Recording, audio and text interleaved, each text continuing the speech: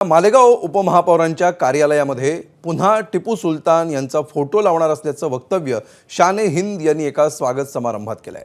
यामुळे पुन्हा एकदा मालेगावमध्ये वादाची ठिणगी पडण्याची शक्यता आहे। मालेगाव शहरातील किल्ला परिसरामध्ये आयोजित स्वागत कार्यक्रमात भाषण करताना उपमहापौर शान हिंद यांनी पुन्हा एकदा टिपू सुलतानचं कौतुक केलं। जहां मस्जिदों की हिफाजत की वहां मंदिरों की भी हिफाजत की, जहां मुसलमानों का सोचा वहां हिंदुओं का भी सोचा, जिन्होंने तालीम को आगे बढ़ाने के लिए कोशिश की वहां टीपू सुल्तान, हजरत टीपू सुल्तान की तस्वीर भी इंशाअल्लाह हमारे ऑफिस में आज रिपेयरिंग के बाद लगेगी। तर टिपू सुलतान फोटो वादानंतर खासदार संजय राऊतांनी भाजपवर टीका केली आहे।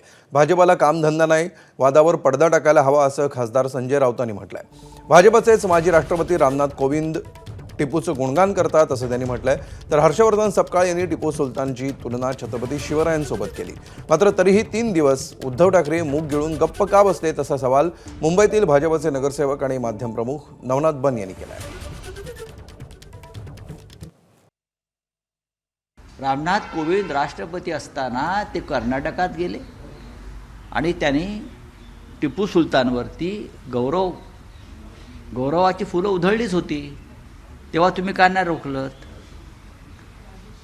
महाराष्ट्रात असेल, मुंबईत असेल, अकोला महानगरपालिकेत भाजपची सत्ता असताना टिपूच्या नावानं अनेक प्रकल्प सुरू केले।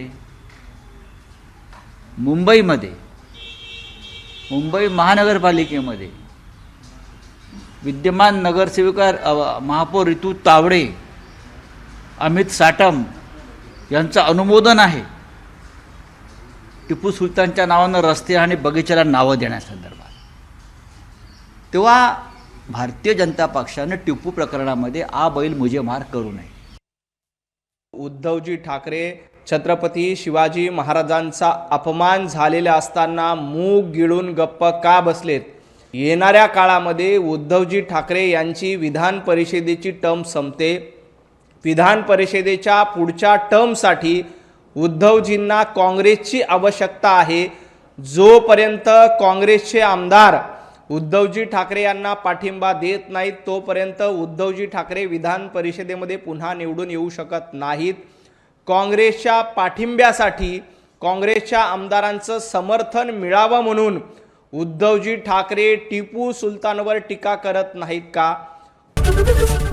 एबीपी माझा, उघडा डोळे बघा नीट।